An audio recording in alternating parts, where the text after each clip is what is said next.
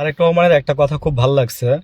উনি বলছে যে যদি নির্বাচিত হন 5 তারিখের আপনার 13 তারিখ থেকে জনগণের পা ধরে বসে থাকবেন আপনারা 5 বছর, ওনাদের নেতাকর্মীদের উদ্দেশ্যে উনি বলছে। তারেক রহমান সাহেব, যদি আপনার নেতাকর্মীরা যদি এই কথাটা আপনার শুনতো, তাহলে সবচেয়ে বেশি খুশি হইতাম মনে হয় স্পেশালি আমি। আপনার দেখেন, আপনার যোগ্যতা নিয়ে মানুষের প্রশ্ন তুলে, আপনার পড়াশোনা নিয়ে প্রশ্ন তুলে, আপনার বিয়ে শাদী নিয়ে প্রশ্ন তুলে, আমি বলছি, আমি প্রতিবাদ করছি যে এগুলো তো একজনের জন্য কেন, বাবর সাহেবও তো পড়াশোনা কম করছে, তো কি হইছে? ওই যে চানাচুরওয়ালা, ঝালমুড়িওয়ালা, রিক্সাওয়ালা যদি দাঁড়াইতে পারে বা আপনার ইয়ের জন্য নমিনেশন চাইতে পারে, তাহলে তো আমি বলবো যে সেই জায়গায় তারেক যে অনেক বেশি যোগ্যতা সম্পন্ন একটা লোক। আমি সেই তুলনায় বললাম আর কি, তার চেয়ে যোগ্যতা সম্পন্ন লোক অন্য দলে আছে। তো আমার বলার উদ্দেশ্য হচ্ছে যে এগুলো নির্বাচনের আগে আপনারা যেভাবে প্রচার করতেছেন এগুলো ঠিক না।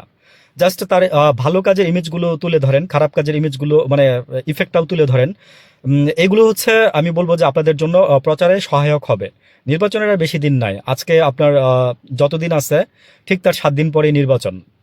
তো আমি সসম্মানে আপনাদেরকে বলবো যে আপনারা এখন পর্যন্ত ফিল্ড যেটা আছে সেটা ঠিক করতে পারেন নাই। আজকে পুলিশের অনেক কর্মকর্তাকে দেখলাম যে তেঁতুলজোড়া ইউনিয়নে, আমি একসময় এখানে ছিলাম চাকরি সুবাদে। সো ওইখানে স্কুলে দেখলাম যে স্বরাষ্ট্রমন্ত্রী আছে, তারপর হচ্ছে আইজিপি বাহারুল সাহেব আছে, তারপর হচ্ছে আপনার ডিএমপি কমিশনার ঢাকা রেঞ্জের প্রধান আছে।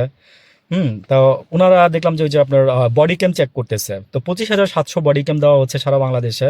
তো এক এক কেন্দ্রে 2 জন 3 জন করে হয়তো বা থাকতে পারে, না আগে একজন করেই থাকবে। তো দেখলাম যে আমার যেটা প্রবলেম মনে হলো সেটা দেখলাম যে আমি নেটওয়ার্কের প্রবলেম। তো ওই দিন যদি নেটওয়ার্কের প্রবলেম থাকে তাহলে তো আপনারা কোনো কিছু এই জিনিসগুলো থেকে তো কোনো ভালো কোনো কিছু সুফল পাবেন না।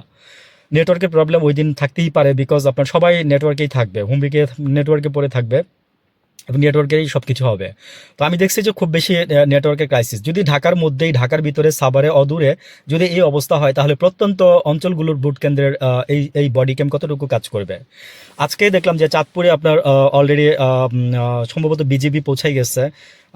সবাই প্রস্তুতি নিচ্ছে নির্বাচনের জন্য, সব বাহিনী প্রস্তুতি নিচ্ছে নির্বাচনের জন্য, এবং স্বরাষ্ট্রমন্ত্রী বলছে এবং আইজিপি বাহারুল সাহেব বলছে যে নিশ্চিন্তে থাকেন, কোনো ধরনের হট্টগোল বা কোনো ধরনের গন্ডগোল বা কোনো কিছুই হইতে দেওয়া হবে না বা হবে না। তো বুট কেন্দ্র সবাই পাহারা দিবেন। তারেক জিয়া বলতেছে যে তাহাজ্জুদ পরে বুট কেন্দ্রে চলে যাবেন।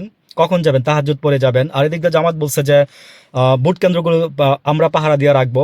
ওই দিক দিয়ে ওরা বলতেছে যে আমরা পাহারা দিয়ে রাখবো। তো তো কার বুটকে পাহারা দিবেন এইটা হইতেছে মূল বিষয় আর কি, যে আপনারা কার বুটকে পাহারা দিবেন।